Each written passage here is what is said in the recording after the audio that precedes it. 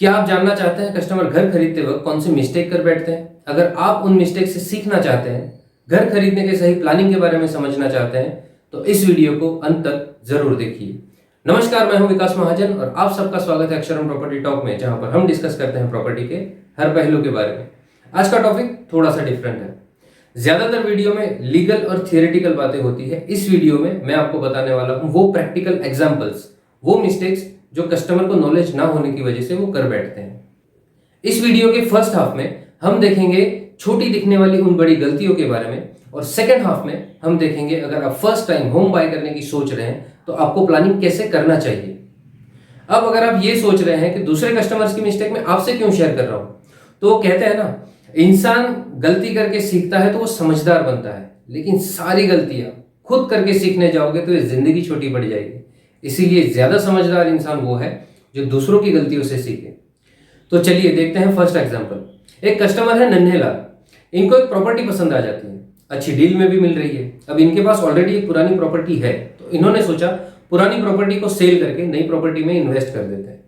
ये सोचकर कि पुरानी प्रॉपर्टी अच्छे लोकेशन में है तो आज नहीं तो कल निकल ही जाएगी, अपने पास जमा की हुई सेविंग से नई प्रॉपर्टी बुक करवाते हैं और उनसे 2 महीने का टाइम मांग लेते हैं। अब इस बात को हो चुके हैं 8 महीने। पुरानी प्रॉपर्टी उस दाम में मांग रहे हैं कि नन्हेलाल बेच नहीं सकते, और नई प्रॉपर्टी के लिए पेमेंट के लिए फोन पर फोन आ रहे हैं। अब सिचुएशन ये है, या तो पुरानी प्रॉपर्टी घाटे में बेच दो, या फिर नई प्रॉपर्टी में जो पैसा फंसा हुआ है वो निकलवाए कैसे। आप नन्हेलाल जी जैसी गलती बिल्कुल मत कीजिए। अगर आपके पैसों की डिपेंडेंसी पुरानी प्रॉपर्टी पर है तो आपका पूरा फोकस होना चाहिए पुरानी प्रॉपर्टी को निकालने के लिए। एक बार आपकी प्रॉपर्टी सोल्ड हो जाए, वहां से एक हेल्दी पेमेंट आपको मिल जाए, उसके बाद ही आपको कोई डील करनी है। देखिए, अगर आपके हाथ में पैसा है तो चाहे आप बिल्डर से फ्लैट खरीद रहे हो या रीसेल में किसी से खरीद रहे हो, शॉर्ट टाइम में पेमेंट के नाम पर कुछ एक्स्ट्रा डिस्काउंट हर कोई देता है। सेकंड एग्जांपल, एक कस्टमर है चंपक लाल। इनका सपना था अपना खुद का घर खरीदने का, तो ये पैसे जोड़ रहे थे। जैसे ही डाउन पेमेंट की व्यवस्था हुई, प्रॉपर्टी देखी, फाइनल की और डाउन पेमेंट भर दिया, ये सोचकर कि बाकी की अमाउंट लोन कर देंगे। अब ये बैंक के धक्के खा रहे हैं। इनको कोई भी बैंक लोन नहीं दे रहा है क्योंकि इनके पेपर कंप्लीट नहीं है और सिविल स्कोर के बारे में ये जानते नहीं है। अब इनके पास एक ही ऑप्शन है, एनबीएफसी, जो लोन 7 से 8% में मिलना चाहिए, अब इनको 12 से 14% पर वो लोन लेना पड़ेगा। अगर आपकी डिपेंडेंसी होम लोन पर है तो बहुत जरूरी है, जैसे आप डाउन पेमेंट की व्यवस्था कर रहे हैं तो साथ साथ में होम लोन की प्रिपरेशन भी करें। डॉक्यूमेंट रेडी करना एक बहुत लंबी और टाइम टेकिंग प्रोसेस है। 60-70% कस्टमर्स की होम लोन आसानी से हो जाती है, लेकिन बाकी जो 30-40 कस्टमर्स हैं, इनको होम लोन के लिए बहुत मशक्कत करनी पड़ती है। होम लोन की कंप्लीट प्लानिंग और सिविल स्कोर के बारे में मैं ऑलरेडी वीडियो बना चुका हूं, लिंक मैंने डिस्क्रिप्शन में डाल दी है, तो उसको जरूर देखिए। थर्ड एग्जाम्पल, घर बुक करवाते वक्त कस्टमर एक बहुत इंपॉर्टेंट सवाल मिस कर देते हैं, व्हाट इज कैंसिलेशन पॉलिसी। देखिए, जब भी आप घर बुक करवा रहे हैं तो ये सवाल जरूर पूछिए कि किसी भी रीजन से अगर मुझे फ्लैट कैंसिल करना पड़ता है तो आगे की प्रोसेस क्या है। हर बिल्डर की टर्म्स एंड कंडीशन अलग होती है। कोई आपके डाउन पेमेंट में से कुछ परसेंट काट के आपको रिफंड करता है, तो कोई आपको पूरा रिफंड तो कर देता है, लेकिन उनकी कंडीशन ये होती है कि जब तक आपकी प्रॉपर्टी फिर से सेल नहीं हो जाती वो आपको पैसे रिफंड नहीं करेंगे। तो ये जानना आपके लिए बहुत जरूरी है आपका रिस्क कैलकुलेट करने के लिए। फोर्थ एग्जाम्पल, जब भी हम कोई प्रॉपर्टी देखने जाते हैं तो उसके आसपास के एरिया की पूरी जानकारी नहीं लेते। पूरी जानकारी से मेरा मतलब है कि सेलर जो बताता है आप उसको मान लेते हैं और ज्यादा इंफॉर्मेशन कलेक्ट नहीं करते हैं। देखिए उसके सराउंडिंग में क्या क्या है, आसपास के लोगों से कांटेक्ट कीजिए। अगर वो टीपी स्कीम में आता है तो आप टीपी स्कीम का नक्शा देखिए। इससे आपको फ्यूचर में वो एरिया कैसे डेवलप होने वाला है ये भी अंदाजा आ जाएगा। पता कीजिए स्कूल्स कितनी डिस्टेंस पर है, पता कीजिए हॉस्पिटल्स कितने डिस्टेंस पर है। अगर आप इन्वेस्टमेंट के पॉइंट ऑफ व्यू से देख रहे हैं तब भी, रेसिडेंस या कमर्शियल प्रॉपर्टी के पॉइंट ऑफ व्यू से देख रहे हैं तब भी, ये देखना आपके लिए बहुत ज्यादा जरूरी है। तो ये थे कुछ कॉमन एग्जांपल्स। अब बात करते हैं, अगर आप फर्स्ट टाइम होम बाय करने की सोच रहे हैं तो आपको प्लानिंग कैसे करनी चाहिए। सबसे पहले ऑब्वियसली आपको अपनी रिक्वायरमेंट समझनी है, आपको किस तरह की प्रॉपर्टी चाहिए, उस प्रॉपर्टी के अकॉर्डिंग आपका बजट सेट करना है।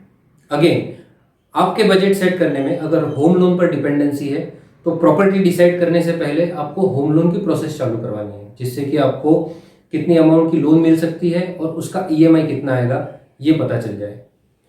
ये कंफर्म कीजिए कि होम लोन का ईएमआई आपका सरदर्द ना बन जाए। जैसे कि आपके होम लोन का ईएमआई आपकी टोटल इनकम से 50% से ज्यादा ना हो। देखिए, होम लोन ज्यादा टाइम तक चलती है, लंबे टाइम तक चलती है, तो क्राइसिस के वक्त आपका बजट डिसबैलेंस ना हो, इसका भी पूरा ध्यान रखिए। अब आपके शहर के हर एरिया के एटलीस्ट 2 प्रोजेक्ट विजिट कीजिए। इससे आपको आपके शहर के एरिया का डेवलपमेंट पता चलेगा और आप कंपेयर कर पाएंगे कि आपकी रिक्वायरमेंट, जैसे आपको 2 BHK प्रॉपर्टी चाहिए तो 2 BHK कौन से एरिया में किस रेंज तक है। कहीं 30 लाख होगी, कहीं 40 लाख होगी, कहीं 45 लाख होगी। हर एरिया का डेवलपमेंट आपको पता चलना चाहिए। अब इनमें से आपके वर्क और स्कूल के अकॉर्डिंग एक एरिया सिलेक्ट कीजिए। अब एरिया सिलेक्ट करने के बाद उस एरिया का एक भी प्रोजेक्ट आपसे ना छूटे। सारे प्रोजेक्ट की डिटेल आपके पास होनी चाहिए। कौन से प्रोजेक्ट में क्या रेट है, क्या स्क्वायर फीट है, क्या डिटेल है, क्या एमिनिटीज है, ये सारी डिटेल आपके पास होनी चाहिए। अब आपके बजट और कन्वीनियंस के हिसाब से जो प्रोजेक्ट आपके बजट में फिट बैठ रहे हैं उनकी डिटेल निकलवाइए। उन डिटेल्स को रेरा की वेबसाइट पर चेक कीजिए। रेरा की वेबसाइट पर आपको जरूरी तमाम डॉक्यूमेंट्स मिल जाएंगे। रेरा अपने आप में एक बहुत बड़ा टॉपिक है। अगर आप चाहते हैं कि रेरा पर मैं वीडियो बनाऊं तो कमेंट बॉक्स में जरूर बताइएगा। उस एरिया के सराउंडिंग में देखिए क्या क्या डेवलपमेंट हो रहा है। अब सारी चीजें वेरीफाई करने के बाद जो प्रोजेक्ट आपने सिलेक्ट किए हैं उनसे नेगोशिएट स्टार्ट कीजिए। यहां पर मैं आपको 2 टिप देता हूं। कभी भी डाउन पेमेंट के लिए पर्सनल लोन का सहारा मत लीजिए। एक साथ होम लोन और पर्सनल लोन इनिशियल स्टेज पर आपको बहुत बर्डन देता है। दूसरी चीज, मैंने लोगों को देखा है, अभी तो प्रोजेक्ट विजिट करने आए हैं ना, उन्होंने सैंपल फ्लैट देखा है ना प्रोजेक्ट की डिटेल मांगी है, सीधा आप बताइए मुझे फाइनल क्या प्राइस देंगे। ये गलती मत कीजिए। आप अगर ये सोचकर कि सामने वाले से बॉटम रेट निकलवाएंगे, ये सोचकर अगर पूछ रहे हैं तो ये गलती है। सामने वाला कभी भी फर्स्ट मीटिंग में आपको बॉटम रेट नहीं देता है। हो सकता है वो आपकी बात को सीरियसली भी ना लेता हो। इसीलिए सारे प्रोजेक्ट्स में नेगोशिएट करने से अच्छा है किसी सिलेक्टेड प्रोजेक्ट में जो आपको पसंद है उसमें नेगोशिएट कीजिए। अब सब कुछ फाइनल होने के बाद आपके पास डाउन पेमेंट भी रेडी है और होम लोन भी रेडी है। आप निश्चिंत होकर अपनी प्रॉपर्टी बुक करवा सकते हैं। तो ये थी कुछ टिप्स। इस वीडियो की इन्फॉर्मेशन अगर आपको पसंद आई है तो लाइक करना मत भूलिए। आपके सुझाव का कमेंट बॉक्स में मुझे इंतजार रहेगा। अक्षरन प्रॉपर्टी टॉक पर अगर आप पहली बार आए हैं तो इस चैनल को सब्सक्राइब करना मत भूलिए। मिलते हैं अगली वीडियो में। जय हिंद।